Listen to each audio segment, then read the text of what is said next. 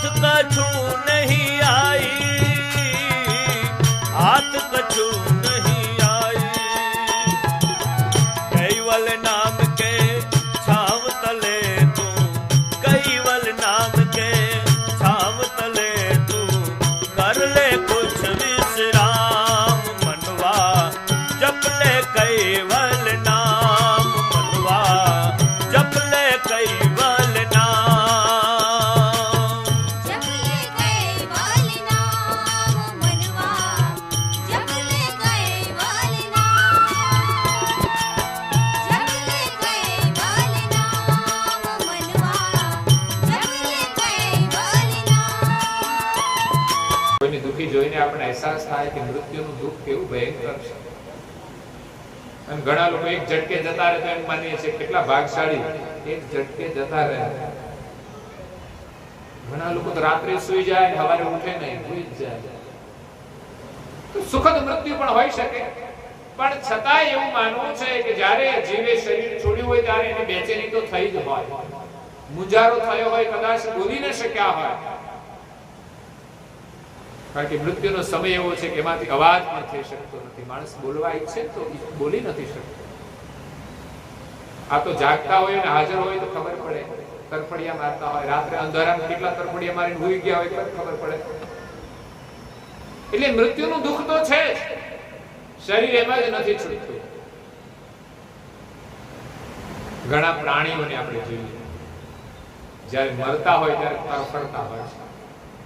એક નાની કીડી દબાઈ જાય ને તો પણ એ તરફડિયા મારીને મરી જાય છે. એક મકડો ડેમેજ થઈ જાય એ પણ તરફડિયા મારીને મરતો હોય છે. એ રીતે પ્રાણીઓ મરે છે ત્યારે તરફડિયા મારે છે. મનુષ્ય પણ એ જ રીતે દુઃખી થાય છે. પ્રાણીઓમાં તો થોડું દુઃખ ઓછું, કારણ કે એની અવસ્થા સ્વપ્ન લાગે. જ્યારે મનુષ્ય તો જાગ્રત અવસ્થામાં વર્તમાન કરે છે, વધુમાં વધુ દુઃખ જાગ્રત અવસ્થામાં. માણસ સ્વપ્ન અને સુષુપ્તિમાં હોય ને એટલું દુઃખ નથી હોતું, પણ જાગ્રતની અંદર હોય એટલે બધા જ દુઃખનો અનુભવ કરે છે અને સુખનો પણ અનુભવ કરે છે. જેટલા સુખનો અનુભવ મનુષ્ય કરે છે એટલા પ્રાણી પશુ પંખી નથી કરી શકતા. એટલે મનુષ્ય શરીર ભગવાને જે બનાવ્યું છે એની અંદર વધુમાં વધુ ફેસિલિટી મૂકી છે, વધુમાં વધુ ફેસિલિટી. માણસની અંદર જે ફેસિલિટી છે ને એ પ્રાણી પશુ પંખીમાં નથી. આપણે ભાગ્યશાળી છીએ તો ફેસિલિટીનો આપણે ઉપયોગ કરવો, પણ આપણે નથી કરતા. આપણે બહારની ફેસિલિટીનો ઉપયોગ કરીએ છીએ, આપણા શરીરની ફેસિલિટીનો ઉપયોગ નથી કરી શકતા. જાગ્રત અવસ્થાની અંદર માણસ જ્ઞાનથી જાગૃત થઈને જીવે ને તો એ સુખી થઈ શકે છે. મા બાપને વંદન કરે ને તોય સુખ મળે છે, મા બાપની સેવા કરે ને તોય સુખ મળે છે, કુટુંબ સાથે પ્રેમથી રહે, સંપથી રહે તો પણ સુખ મળે છે. પણ આજે એવા સંસ્કારી પરિવારોની અંદર આ વાતાવરણ જોવા મળે છે. સિવાય તમે જુઓ ને તો ક્યાંય શાંતિ જ નથી, કહેવાની શાંતિ રહી નથી. હવે પૂછો ને કેમ છે, ભાઈ જોવો ને બધું આ કડાકૂટ ચાલે છે, એમ એના કે શાંતિ છે. કહેવાની શાંતિ ઘણાના ઘરમાં રહી નથી. અને હવે ધીમે ધીમે નામે શાંતિ નહીં રહે કોઈ. પેલા તો નામે શાંતિ હતા, પણ હવે નામે કોઈનું શાંતિ કદાચ નહીં રાખે. એવા અશાંત જીવન થઈ ગયા છે. જેટલા આપણે ભોગને આધીન જીવીશું એટલા જ અશાંત રહીશું. ભોગ આપણને ક્યારેય પૂર્ણ શાંતિ નહીં આપીશું. સાચી શાંતિ ક્યાં છે? મહાપુરુષોના શરણમાં જવું પડશે. સાચી શાંતિ ક્યાં છે? તુલસીદાસ મહારાજના ભજનમાં કહે છે,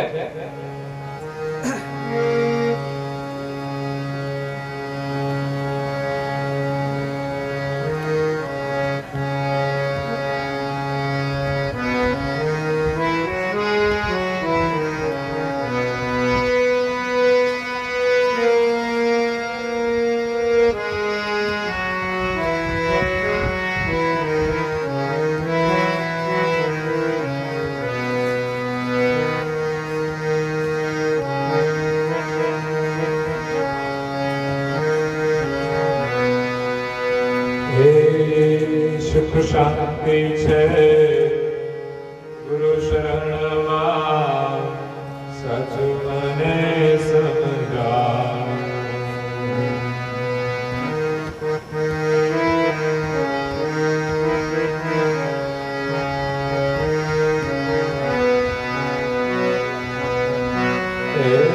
ગુરુમુખી થઈને જ્ઞાન લેવાનું મળે છે ઉત્તમ જાણો.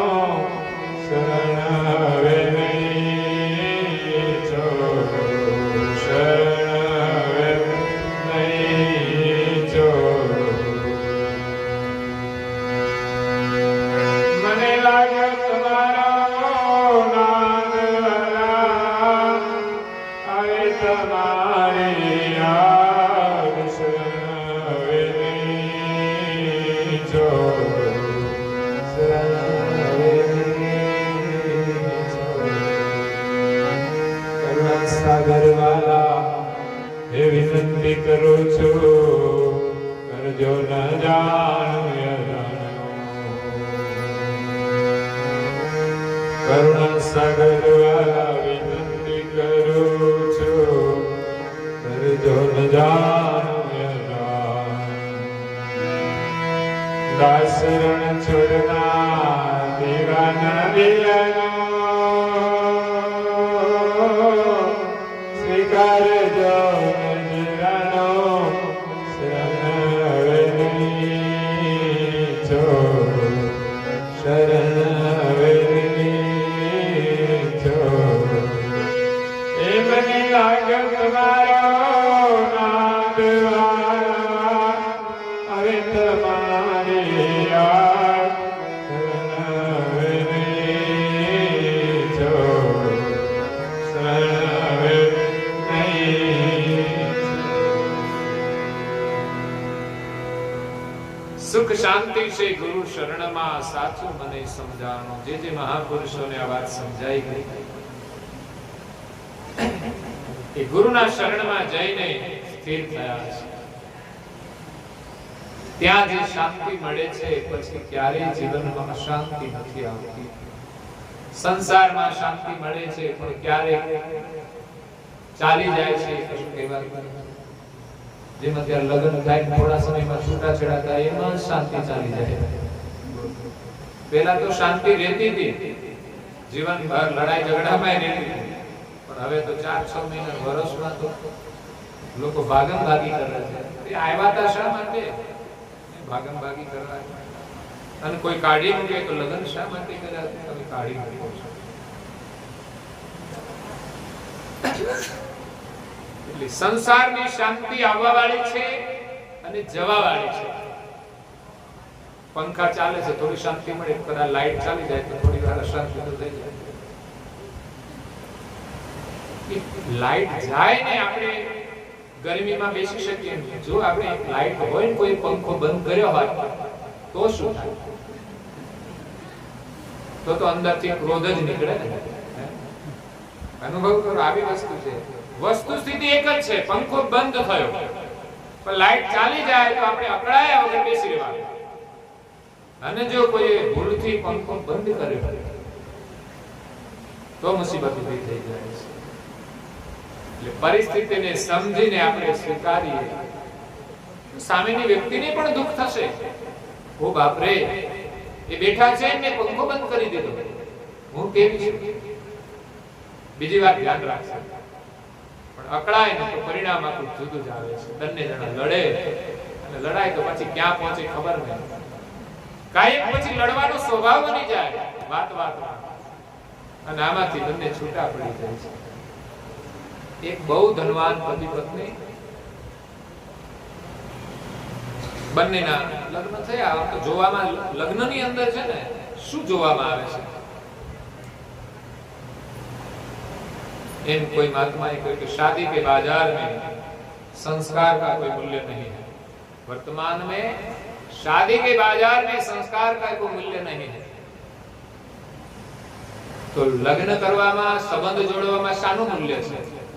શું જોઈને લોકો સંબંધ જોડે છે? સંસ્કાર જોઈને? બિલકુલ નહીં. છેલ્લા નંબરે છે સંસ્કાર. પહેલા શું જોવાનું? સુંદરતા જોવાની. છોકરીને જોવે તો સુંદરતા જોવે, છોકરાને જોવે તો સંપત્તિ જોવે. કમાય છે કે નહીં, કે ત્યાં જઈને ભૂખ્યા રહેવાનું છે? સંસ્કારી છે પણ બહુ પગાર સારો નથી, નોકરી સારી નથી. છોકરી તો રૂપાળી નથી. તો જોવામાં આવે છે સંપત્તિ, સુંદરતા, સત્તા. સત્તા પણ જોવામાં આવે. છેલ્લા સ્થાને સંસ્કાર હોય છે.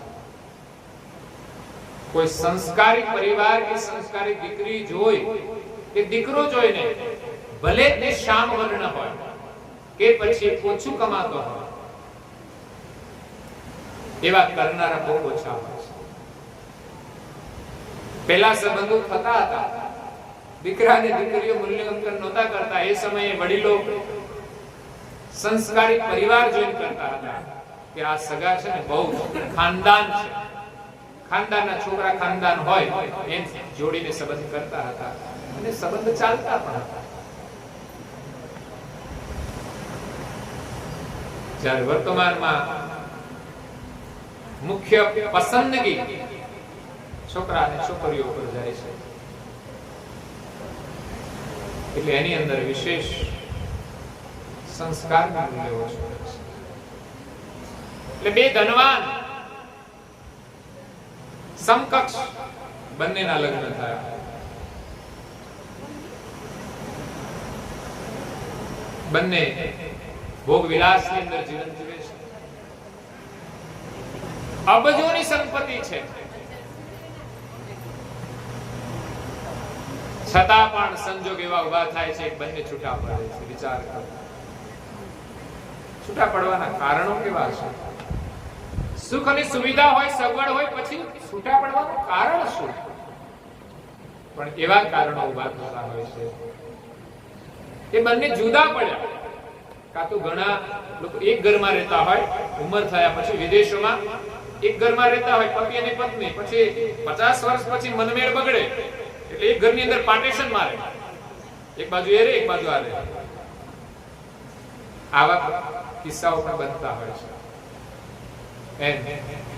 આ પતિ પત્ની બંને છૂટા પડ્યા, મિલકત વહેંચી લીધી, પછી કે છે અમે બંને હવે મિત્ર થઈને રહીશું. લે, બે છૂટા પડ્યા, છૂટાછેડા લીધા અને પાછા મિત્ર થઈને રહેવા. આ મૂર્ખતા છે કે બીજું કઈ? મિત્ર થઈને રહેવું છે, પતિ પત્નીમાં તકલીફ છે. વિચાર કરો. આવી વિચારધારાઓ આ સંસારમાં ચાલે છે. તો મિત્ર થઈને તમે બંને સાથે રહો તો શું વાંધો છે? ભેગા નથી રહેતા, ભેગા એલર્જી છે. મિત્રની અંદર કોઈ દાવો નથી હોતો, સંબંધોમાં દાવા થાય છે. જ્યારે બંને છૂટા પડી જાય પછી મિત્રતાની અંદર તો કોઈ દાવો હોતો નથી. એટલે આ 84 ના દુઃખમાંથી છૂટવું હોય તો આપણે પરમ ગુરુના શરણમાં જવાનું છે. સાચી સુખ અને શાંતિ એમના શરણમાં છે. ગુરુમુખી થઈને જ્ઞાન લેવાનું મળ્યું છે ઉત્તમ ટાણું. તો ગુરુના શરણમાં જઈ ગુરુમુખી બનીને આપણે જ્ઞાન ગ્રહણ કરવાનું છે. એના ઉત્તમ સમય મળ્યો છે. જ્ઞાન એ જ આપણું સાચું નાણું છે. જે લોકો ભણે છે ને એ કમાય છે, કારણ કે એ શિક્ષક છે. પણ ગુરુના શરણમાંથી જે જ્ઞાન મળે છે એ એના કરતા ઉત્તમ છે કે જે પરિવારની અંદર સુખી થાય છે. જ્યારે જેની પાસે શિક્ષા હોય પણ દીક્ષા ન હોય તો પૈસા તો કમાય છે, સુવિધા તો મળે છે, પણ શાંતિ નથી મળતી. ઘરમાં શાંતિ નથી હોતી. પતિ પત્ની બે જ રહેતા હોય છતાં પણ એકબીજાના મોઢા બગડે, એ કેવી રીતે સુખી થઈ શકે? સારું કમાતા હોય, સારી જોબ કરતા હોય, છતાં ઘરે આવે એકબીજાના ચહેરા પર પ્રસન્નતા ન હોય. આવું બહુ થાય છે. શરૂમાં બહુ ખુશી હોય, એકબીજાને જોવા માટે એટલા બધા પ્રતીક્ષા કરતા હોય. એક પત્ની ઘરમાં સાંજે ઘડિયાળ સામે જોયા જ કરે, ક્યારે આવે, ક્યારે આવે, ક્યારે આવે. અને બીજા ઘરમાં એક પત્ની સવારમાં ઘડિયાળ સામે જોવે, ક્યારે જાય, ક્યારે જાય, ઘરમાંથી ક્યારે જાય. બંને ઘડિયાળ સામે જોવે, પણ એક સવારે જોવે ને એક સાંજે જોવે. આવી પરિસ્થિતિઓ નિર્માણ થાય છે. વિચાર કરો, ગુરુના શરણનું જ્ઞાન નથી, જીવનમાં સત્સંગ નથી, સાચી સમજણ નથી, તો આ પરિસ્થિતિઓનું નિર્માણ થાય છે. આપણને કોઈ ગ્રહ નડતા નથી, પણ દુરાગ્રહ નડે છે. કેમ? ક્યાંક આપણા દુરાગ્રહો આપણને પરેશાન કરતા હોય છે. પતિ અને પત્નીની અંદર જ્યારે દુરાગ્રહો ઉભા થાય ને ત્યારે સમસ્યા ઉભી થાય છે. દુરાગ્રહ, પરિગ્રહ, સંગ્રહ, પરિગ્રહ એ પણ ઝઘડો ઉભો કરાવે છે.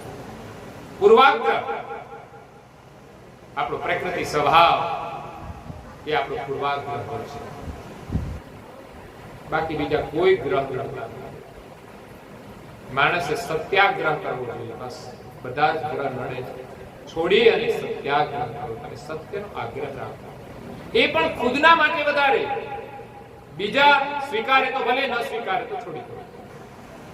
મહાપુરુષો સત્યના માર્ગ ઉપર ચાલ્યા છે, પણ કોઈના ઉપર એમને અત્યાચાર નથી કર્યો. ના ચાલે તો એની ઈચ્છા, પણ એ સ્વયં ચાલવા માટે અતિ આગ્રહી હતા કે કોઈ પણ પરિસ્થિતિમાં પણ એ સત્યને છોડતા નહોતા. તો સાચું સુખ ગુરુના શરણમાં છે.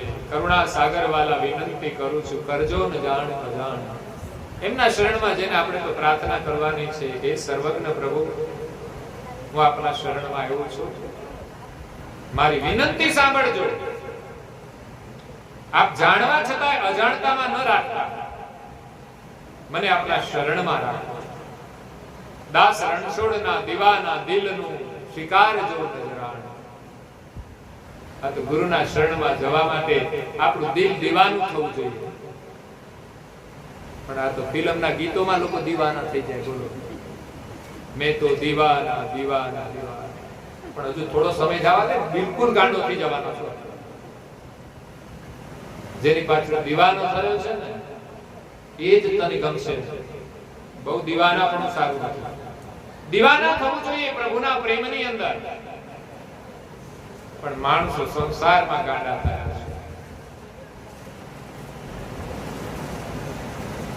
એટલે સંસાર સુખની જે દીવાનગી છે આપણને પરેશાન કરશે.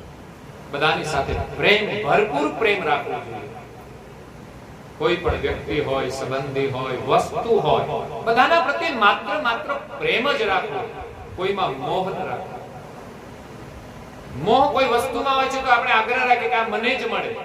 જ્યારે પ્રેમ હોય છે તો વસ્તુનો બીજાને માટે પણ ઉપયોગ થાય તો આપણને ખુશી મળે છે. એક વસ્તુના માટે લોકો લડે છે. જો પ્રેમ હોય છે તો આપણને ગમે છે, બીજાને પણ ગમે છે. તો એમાં પ્રેમની અંદર એવો પ્રેમ હોય છે, એને ગમે છે તો એને આપણે આપીએ. જ્યારે આગ્રહની અંદર જે વસ્તુ આપણને ગમે છે એનો આગ્રહ હોય છે કે ના મારે જ જોઈએ, તો એ આસક્તિ છે, આગ્રહ છે.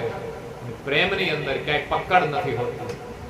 બીજાના માટે જીવી જવું એનું નામ પ્રેમ છે. અને જે વસ્તુઓ છે જગતમાં એનો સદુપયોગ કરવો એનું નામ પ્રેમ છે. એવું નહીં કે જ્યાં ભગવાનમાં પ્રેમ છે ત્યાં સંસાર પ્રત્યે નફરત છે. નફરત નથી. પત્નીમાં પણ પ્રેમ હોવો જોઈએ, પણ મોહ ના હોવો જોઈએ.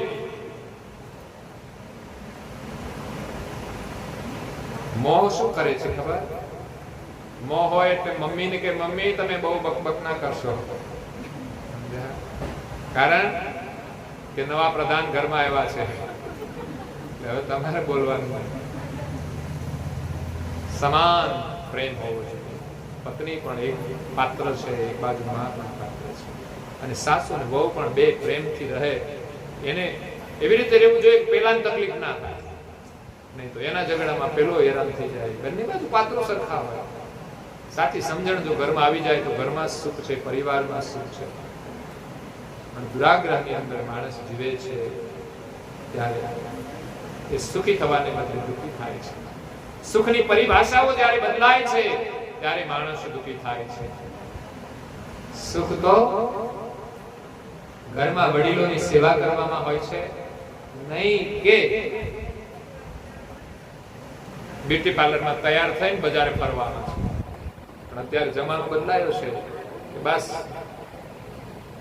બ્યુટી પાર્લરમાં જઈને તૈયાર થવાનું. ઘરમાં પણ બ્યુટી પાર્લર અડધું તો હોય જ, કાયમ માટે તૈયાર થવા માટે. એમાંથી આપણને સુખ મળવાનું. સુંદર તો ભગવાને બનાવ્યા જ છે, એ જ સુંદરતા છે. હા, તમે સુંદર તૈયાર થાવ, કોઈ મનાઈ નથી, પણ સાચું સુખ છે વડીલોને નમન કરવામાં, એમનો આદર કરવામાં, એનું સન્માન કરવામાં, એમની સેવા કરવામાં. દીકરો હોય કે દીકરી હોય, કાલે આપણે પણ વડીલ બનવાના, આપણી પ્રજા પણ આપણી સેવા કરશે, આપણને બહુ ગમશે, એમાં સુખ મળવાનું છે. ઉંમર થયા પછી જરૂરિયાત પ્રમાણે આપણને કોઈ મદદ કરે, સેવા કરે તો પણ ગમે, અને નાના હોઈએ ત્યારે બીજાની સેવા કરીએ તો પણ આપણને ગમવું જોઈએ. એમાં સુખ છે. વિચાર કરો, મહાપુરુષો તો આપણી તો ઘરમાં ફરજ હોય છે સેવા કરવાની, છતાં પણ આપણે ન કરીએ તો સુખ નથી મળતું. જ્યારે મહાપુરુષોએ તો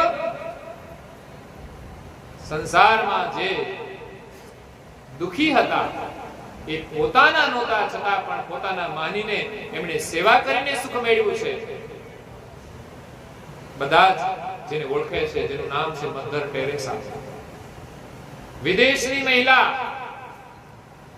19-20 વર્ષે ભારતમાં આવી. ભારત દેશ ગુલામીમાં હતો અંગ્રેજોની, અને પરિસ્થિતિમાં એ આવીને એમણે જોયું કે કેટલાય લોકો ગરીબ છે, કેટલા લોકો અનાથ છે, કેટલા લોકો દુઃખી છે, કેટલા લોકો રોગી છે. એના અંતરમાં સ્ફુરણા થઈ કે મારે કંઈક એની મદદ કરવી છે. એ ત્યાંનું તો ભણીને આવી હતી, અહીંયા આવીને એમણે નર્સિંગ કર્યું, અને એમણે મેડિકલ એજ્યુકેશન થોડું લઈ અને જે રોગી હતા એની સેવા કરવાની શરૂઆત કરી. આગળ જતા એણે અનાથોની સેવા કરી, કે જેનું કોઈ નથી એવા લોકો માટે અનાથાશ્રમ ખોલ્યા. ગરીબોની પણ એમને મદદ કરી, કે જેને ભૂખ્યાને ભોજન ન મળે. અને આવા તો ધીમે ધીમે કરતા એ સેવાનું જે બીજ એક વાવ્યું અને મોટું વટ વૃક્ષ બન્યું. આખા દેશની અંદર એના સેવાના કેન્દ્રો શરૂ થયા, અને વિદેશોની અંદર 120 દેશ કરતા પણ વધુ દેશોમાં આ મધર ટેરેસાના સેવા કેન્દ્રો શરૂ થયા. વિચાર કરો કેટલું ભગીરથ કાર્ય કહેવાય. નહીં તો એ વિદેશની મહિલા હતી 20 વર્ષની યુવાનીમાં, તો એને હોય ને કે આપણે તો યુવાનીનું સુખ માણવાનું છે, કોઈની સાથે પરણીને સુખ મેળવવાનું છે. પણ બધા જ સુખોને તિલાંજલિ આપી અને દુખિયાની સેવા કરવામાં એને શ્રેષ્ઠ સુખ દેખાયું. આ છે સાચું સુખ. હા, ભલે યુવાની હોય તો તમે યુવાનીના આનંદમાં રહો, સૌંદર્ય હોય તો સુંદરતામાં રહો, ગૃહસ્થાશ્રમની અંદર હોય તો ગૃહસ્થાશ્રમનો આનંદ માણો. પણ વિશેષ સુખ છે દુખીની સેવા કરવાનું. આપણે ઘરમાં પણ આપણી ફરજ બજાવીએ છીએ તો કોઈ બપોરે ભૂખ્યા થઈને આવવાનું છે, એના માટે જ ભોજન બનાવીએ છીએ, પ્રેમથી એને જમાડવું. આપણે નાના છીએ તો વડીલોની આપણે સેવા કરવી, એમાં સુખ છે. આપણે નથી ઈચ્છતા કે કોઈ દુખી થાય, પણ કર્મના કારણે જે કોઈ દુખી છે. અમુક અવસ્થાઓ તો બધાના જીવનમાં આવે છે. વૃદ્ધાવસ્થા આવે તો પરાધીનતા આવે જ છે. બીમારીઓ તો બધાને લાગુ પડી શકે છે. મહાપુરુષો એમ કહે છે આપણે બીજી કઈને મદદ કરીએ તો કોઈ સાંત્વના તો આપીએ. આપણે તે ખબર કાઢવાની પરંપરા ચાલે છે. શું છે કે આપણે જઈને એની સાંત્વના આપીએ. ખબર કાઢવાથી એનું મન હળવું થાય છે, બીમારીની અંદર રાહત થાય. ત્યાં જઈને આપણે થોડી વાતચીત કરીએ તો મન ડાયવર્ટ થઈ જાય. પણ ત્યાં જઈને એવી વાતો નહીં કરવાની કે પહેલાનું ટેન્શન વધી જાય. પહેલાની બીમારી હોય એમ કહે છે કે આને આ બીમારી છે, એ તો રહેતા જ નથી કે આ બીમારી વાળા તો રહેતા જ નથી. કેન્સર વાળા તો રહેતા જ નથી. ઓલા સારું થવાનું હોય તો પણ ના થાય. બીમારી વધી જાય. પણ ખબર કાઢવાની છે આપણે ત્યાં જઈએ બસ ભગવાન તબિયત સારી રાખે ભગવાનની પ્રાર્થના કરીએ. અને આર્થિક કોઈ સમસ્યા હોય અને આપણી સ્થિતિ સારી હોય તો એની મદદ કરવી એ ખબર કાઢવાની વસ્તુ છે.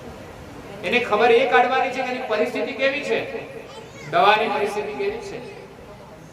ખબર કાઢવાની, ખબર પૂછવાની, ખબર પડે કે એની પરિસ્થિતિ તો આવી છે અને ઘરમાં પૈસો નથી અને એને બીમારી આવી છે, તો જેટલા ખબર કાઢવા જાય કમસે કમ 500 રૂપિયા આપે, જેવી બીમારી એ પ્રમાણે 100 રૂપિયા આપે તો એને મદદ મળી જાય.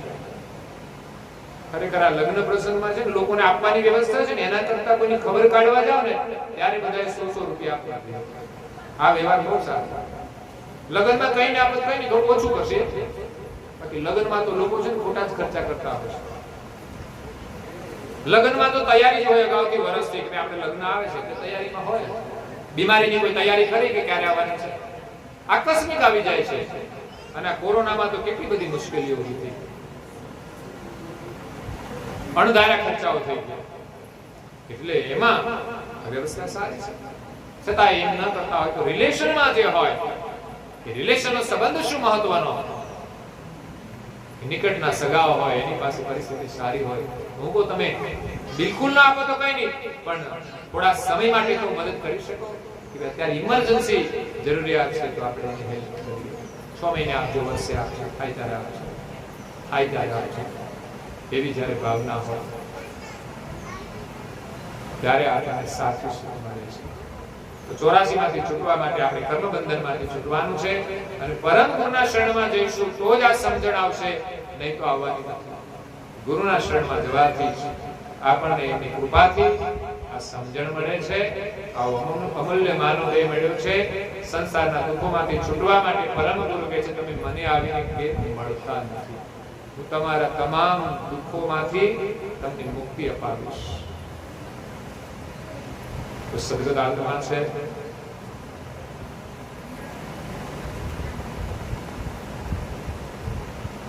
મણિબેન બાલુભાઈ જે પોતાનું નશ્વર શરીર છોડીને ગયા, પરિવારને છોડીને ગયા અને દુનિયા જે છે એને છોડીને ગયા છે. એમના પાછળ એમના દીકરાઓ છે ગુણવંતભાઈ અને મહેન્દ્ર કુમાર. પોતાના માતૃશ્રીની શ્રદ્ધાંજલિ રૂપે આજના દિવ્ય સત્સંગનું આયોજન કર્યું.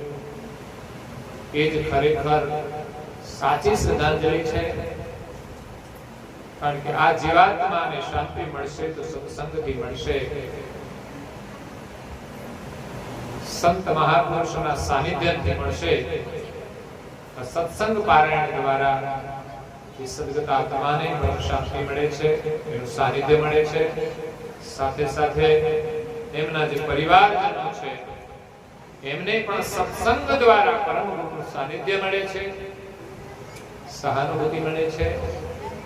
અને સગા સંબંધીઓ છે એમને પણ સત્સંગનો પ્રસાદ મળે છે. ત્યારે પરિવાર દ્વારા એક ઉત્તમ કાર્ય થાય છે. એ ઉત્તમ કાર્યનું ફળ એ સદગત આત્માને શાંતિ મળે છે, પરમ શાંતિ મળે છે અને પરિવારજનોને પણ સહાનુભૂતિ પ્રાપ્ત થાય છે કે જેના દ્વારા જ તમામ જીવોનું કલ્યાણ થાય છે. તો પરમ ગુરુના પવિત્ર વચનામૃત એનો પાઠ કરવો એ પણ આપણું અહોભાગ્ય છે કે જે પારાયણની અંદર સવાર સાંજ ઉપાસના કરવામાં આવે છે. પરિવારના અને સગા સંબંધીઓ જે ઉપસ્થિત હોય એ બધા જ પાઠ કરતા હોય છે. આ પાઠ કોઈ સાધારણ નથી. એક વખત પણ આવો પાઠ કરવો એ બહુ મોટું સુકૃત છે. અને આવા પવિત્ર વચનો જ્યારે આપણા મુખારવિંદમાંથી નીકળે અને આપણા હૃદયને પાવન કરે અને એ જ બીજ ભવિષ્યમાં પાણી મળશે, મોટું વટવૃક્ષ થશે અને એ જ્ઞાનની અંદર રહેલા જે ફળ છે એ આપણને પ્રાપ્ત થશે. કે આ બહુ મોટું ભગીરથ કાર્ય છે સત્સંગ પારાયણ. એની અંદર ઉપાસના કરવામાં આવે છે. મારી તો વિનંતી છે પરિવારજનોને કે પરમ ગુરુમાં તમારી શ્રદ્ધા છે, એમનું તમે સત્સંગ પારાયણ કર્યું છે, માતૃશ્રીના સદગત આત્માને તમે શ્રદ્ધાંજલિ આપી છે. એ સત્સંગનો પ્રસાદ તમે તમારા જીવનમાં ઉતારજો. પરમ ગુરુની નિત્ય ઉપાસના કરજો, એમની પૂજા, એમની પ્રાર્થના, એમની આજ્ઞાનું પાલન કરજો. ગળામાં કંઠી ધારણ કરી હોય તો કપાળમાં અવશ્ય તિલક પણ ધારણ કરજો. આજે પરિવારના જેટલા સભ્યો ઉપસ્થિત હતા બધાને સવારે ઉપાસના સમયે તિલક કર્યું. ઘણા લોકો કહે છે અમને આવડતું હતું, તો આજે એનો જવાબ મળી ગયો. એક ભાઈએ કહ્યું કે આ તો સરળ છે બહુ કરવાનું, આપણે તો બહુ મહેનત કરીએ છીએ હળી લઈને પણ કઈ થતું નથી હરખું, પણ આ તો ખાલી આંગળીથી ખાલી ચંદન કરીને ઉપર સળી અડાડી દે તિલક થઈ જાય છે. એવું નથી કે આટલા બાય આટલાનું કરવાનું, આટલી પહોળાઈ જોઈએ, આટલી ઊંચાઈ જોઈએ, આવું કઈ માપ નથી હોતું. તમે આંગળીથી ચંદન જરા ઊભું કરો અને વચ્ચે તિલક સળી કરો એટલે બાલ તિલક થઈ જાય છે. તિલક કરવું એ સંસ્કાર છે. લગ્ન થાય ત્યારે પહેલા ચાંદલો કરવામાં આવે છે. આપણે તો રોજ તિલક ધારણ કરીએ તો રોજ આપણને સંસ્કાર મળે, અને એવા સંસ્કારી પરિવારનો સમન્વય થશે તો ચોક્કસ એ ઘરની અંદર શાંતિ આવશે. બાલ તિલક જ આપણને 84 માંથી બહાર કાઢશે. અણીવાળું તિલક એટલા માટે કરુણાસાગર બાપજી આપ્યું છે કે આવી ગતિ આપણે પ્રાપ્ત કરવી પડશે, નહીં તો આપણે આ સંસાર ચક્રમાંથી, રાઉન્ડમાંથી નીકળી શકવાના નથી. સંસાર જે 84 નું ચક્ર છે, ગોળ ચક્રમાંથી નીકળવું હોય તો બાલ તિલક વત આપણી ગતિ કરવી પડશે. અને બાલ તિલક આપણને સતત પ્રેરણા આપે છે ઉર્ધ્વ ગતિ. કે જેમ જ્યોતિ, દીપકની જ્યોતિ જેમ ભાલ આકારની હોય ઉર્ધ્વ તરફ ગતિ કરે છે, એમાં અંશની ઉર્ધ્વ ગતિ કરવાની છે. તો અણિયાળું બાલ તિલક બનાવવાનો આશય સંસારની ભ્રમણાઓને છેદીને, વાસનાઓને છેદીને આપણે બહાર નીકળવાનું છે.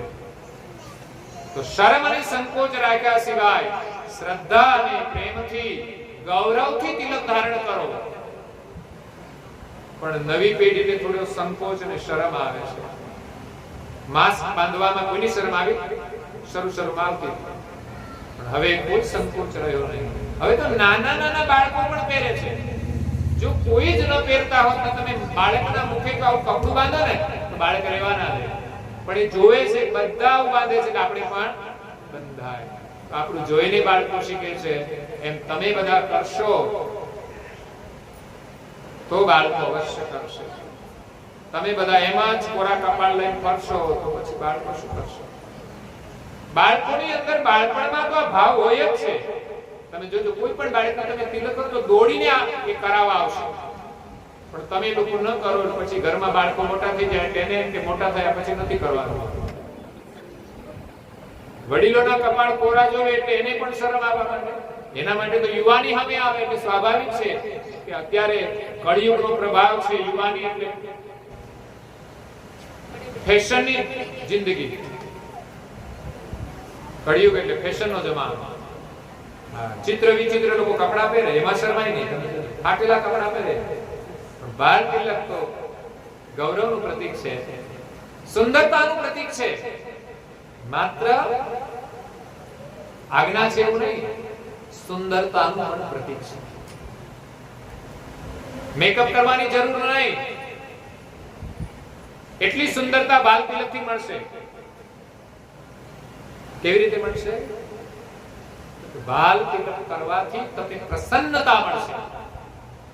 કોઈ મેકઅપ તમને પ્રસન્નતા નહીં આપી શકે, પણ પરમ ગુરુની આજ્ઞા પાળવાનું જો તમને ગૌરવ હોય અને તમે કરો તો સદાય તમારું મન પ્રસન્ન રહેશે.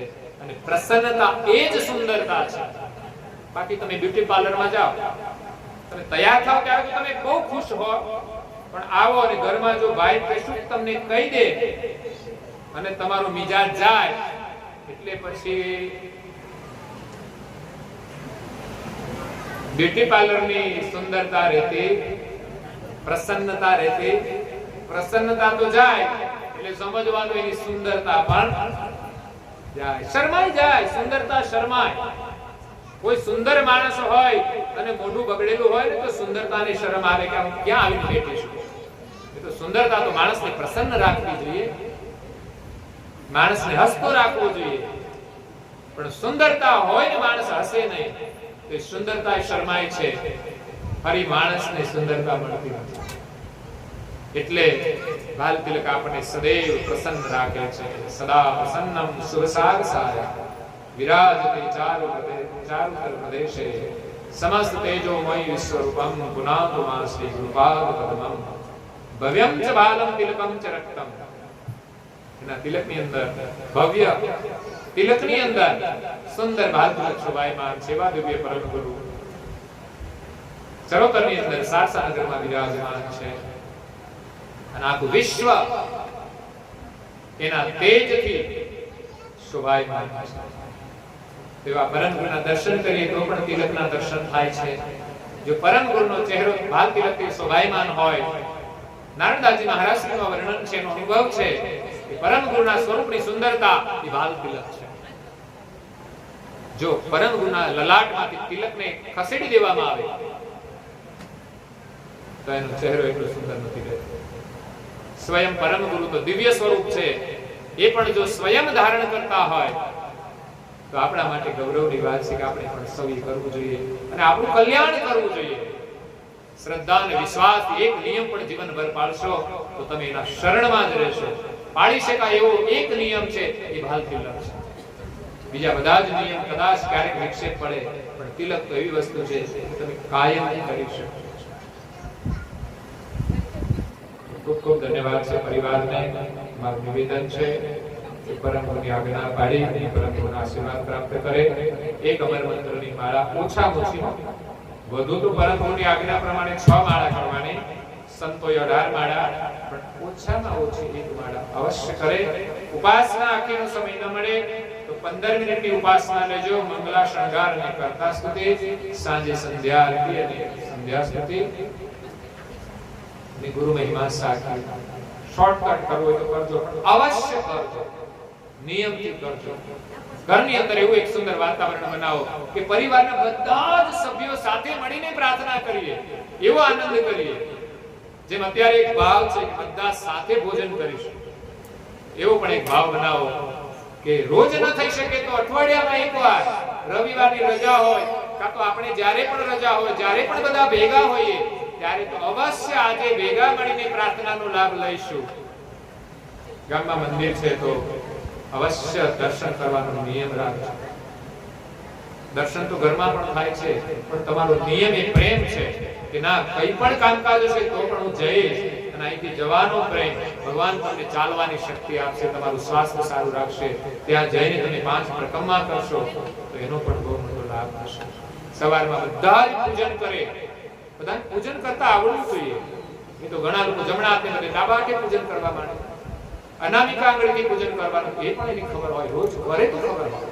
અને ચંદનવાળી જે આંગળી રહે એને જ આપણે કપાળમાં બસ ફેરવી દેવાની. પછી કંકુવાળી સળી હોય એ પણ ફેરવી દે, બાલ તિલક ફેરવી. આપણું પણ પૂજન થઈ જાય છે. પરમ ગુરુના પૂજનની પ્રસાદી આપણા શિર પર ધારણ કરવાની છે. પ્રાર્થના, પૂજન, બાલ તિલક, અમર મંત્રની માળા અને ગ્રંથોનું અધ્યયન છેલ્લો નિયમ છે કે તમારા ઘરમાં દરેકે ગ્રંથોનું અધ્યયન કરવું જોઈએ. હા, નાના બાળકોને છોડીને, પ્રાઇમરીને છોડીને, એ જ્યારે હાઈસ્કૂલમાં જાય ત્યારે થોડું થોડું આપણે એને અભ્યાસ કરાવવાનો. તો વડીલોએ તો ખાસ નવરાજ બેઠા છીએ તો નિયમ રાખે કે અડધો કલાક વાંચન કરું. ભગવાન જ્યાં સુધી વાંચવાની દ્રષ્ટિ આપે ત્યાં સુધી વાંચવું અને મુખે બોલવાની શક્તિ આપે ત્યાં સુધી પાઠ કરો. જે દિવસે જીભ બંધ થઈ જશે તે દિવસે બોલવાનું નથી, મનથી કરવાનું છે. આંખો બંધ થઈ જશે તે દિવસે દેખાવાનું નથી. ત્યારે એમાં જ અંતરદ્રષ્ટિથી આપણે એનું દર્શન કરવાનું છે. પછી વાંચી શકવાના નથી. તો ગ્રંથોનું વાંચન 2 જ પેજ વાંચો, રોજ 15 જ મિનિટ. તમારા ઘરમાં રોજ 15 મિનિટનો ટાઈમ તમે ગમે તે સમયે સેટ કરો કે આજે 15 મિનિટ બધા સાથે છીએ, બસ વાંચન કરી બધા છૂટા. જેને સિરિયલ જોવે સિરિયલ જોવે, બજારે ફરવું બજારે ફરે. 15 મિનિટ જેટલા સભ્યો ઘરમાં ઉપસ્થિત હોય એ સાથે મળીને વાંચન કરીએ. નાના બાળકો ભલે સમજે નહીં પણ બેસવાના સંસ્કાર આપો. એ હશે ને તો આગળ જતા એ વાંચશે અને એને સમજણ આવશે. 15 મિનિટ બેસવાના સંસ્કાર જોઈશે. આપણે એમ કે છોકરો કે સ્થિર જ રહેતો નથી કે ઘરે જ રહેતો નથી, પણ એને 15 મિનિટ બેસવાના સંસ્કાર પડશે ને તો સ્થિરતા આવશે. બજારે રખડવાની ટેવ છે ને, એની સ્થિરતા લાવવા માટે પણ તમે ઘરમાં 15 મિનિટ સત્સંગ કરો કે 15 મિનિટની પ્રાર્થનામાં બધાને અવશ્ય બેસાડો. સમય જતા બધું સમજાશે. પરમ ગુરુએ જે ઉપદેશ આપ્યો છે બધાએ શ્રવણ કરવાનો છે. ગ્રંથનું વાંચન બધા સાથે મળીને 15 મિનિટ અવશ્ય કરો. એ જ પરમ ગુરુના આશીર્વાદ છે. જ્ઞાન દ્વારા જ આપણને આશીર્વાદ મળશે. બાળકો ભણશે તો આગળ સારો ધંધો કરશે. એમ આપણે જ્ઞાન શ્રવણ કરીશું, ગ્રંથ વાંચન કરીશું તો સાધના આગળ કરી શકીશું. સાધના કરીશું તો ફલ સ્વરૂપે સુખ મળશે, સિદ્ધિ મળશે. તો સદગત આત્મા મણિબાની પાવન સ્મૃતિમાં પરિવારજનોએ ખૂબ સુંદર પારાયણ કરી માતૃશ્રીના આશીર્વાદ લીધા છે, સાથે સાથે પરમ ગુરુના પણ આશીર્વાદ મળ્યા છે. સૌ સગા સ્નેહીઓ આજે શ્રદ્ધાંજલિ આપવા માટે આવ્યા છે. એમણે પણ આ લાભ લઈને વાસ્તવિક શ્રદ્ધાંજલિ અર્પણ કરી છે અને પરમ ગુરુના આશીર્વાદ મેળવ્યા છે. પરમ ગુરુના શરણમાં પ્રાર્થના છે કે અહીંયા ઉપવાસે સૌના ઉપર આપની કરુણા વરસાવતા રહેજો અને સૌ પરિવારજનો સુખી થાય, પોતાનું જીવન સફળ કરે એવી પરમ ગુરુના શરણમાં પ્રાર્થના સાથે મારી વાણીને વિરામ આપું છું. અસ્તુ સત્ય સાધુ. ઘરના સભ્ય જે બોલાવશે, ભાઈઓ બોલાવે, બહેનો પણ બોલાવે. એવું નહીં કે બહેનોએ નહીં બોલાવવાનું, બહેનોએ પણ બોલાવવાનું. કારણ કે ઘરમાં આવે તો બોલવાનું. બહેનો આપો, પેલા શિક્ષિકા બેન છે ને આપો, બેનને ભણેલા છે તો એને ઘરમાં સવારે અને સાંજે પ્રાર્થનામાં જ્યારે જે બોલાવવાની હોય ત્યારે પેલા એક વ્યક્તિ બોલાવવાની, બીજી વાર આવે ત્યારે બીજી વ્યક્તિ, ત્રીજી વાર આવે ત્યારે ત્રીજી વ્યક્તિ. કોઈ વ્યક્તિ બાકી ના રહેવું જોઈએ. ઘરમાં ભજીયા બનાવે છે તો બધાને આપવાના, છોકરાને એક એક આપવાનું, પણ આપવાનું ખરું. એમ આ લાભ છે બધાએ લેવાનો છે. આ માત્ર કરવા ખાતર કરવાની પ્રક્રિયા નથી, પણ આપણા જીવનનો એક ભાગ છે કે આપણે અવશ્ય એનો લાભ લેવો જોઈએ. બીજા બેનો કેમ ના આપો? બધા બહાર છે. હવે આરતી માટે તો આવવાનું છે તમારે, કઈ આવી જાવ.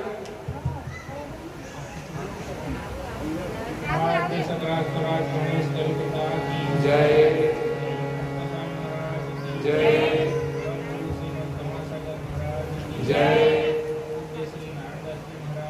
જય જય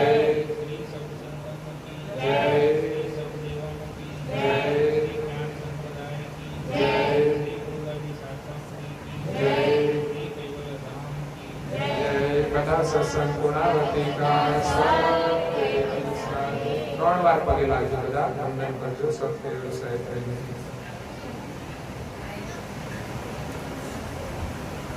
કેવલ હંસો સાત કેવલ સાહેબ બોલો તો ખરા. આજુબાજુ વાળાને કહેજો સાત કેવલ સાહેબ.